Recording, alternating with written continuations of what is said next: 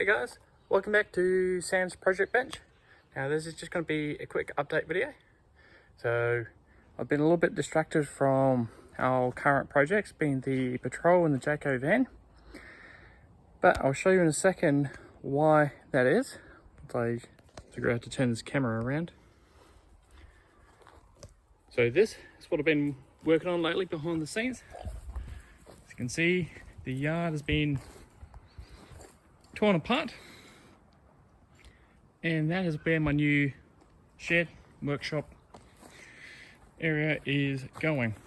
So I'm in the middle of started the process of compacting the area, getting ready for the tradesmen to come in a couple of days and lay the concrete, and then the shed itself should be delivered in the next few weeks.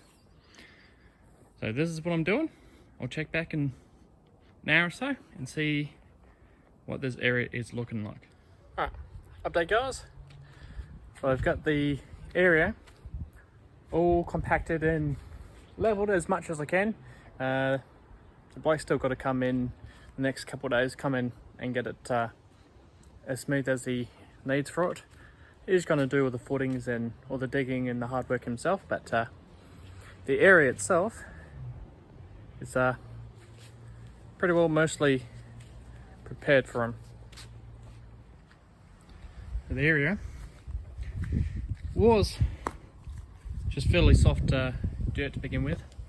After several rounds of the compactor, went in with the hose and going around multiple times, it's actually extremely solid now. So pegged out the boundaries just to confirm all the sizes, and I just dug wide enough, but we've hit the limits. Alright guys, it's going to be a nice short one, just a quick update on where we are with the shed. Now there still isn't any more updates for the patrol.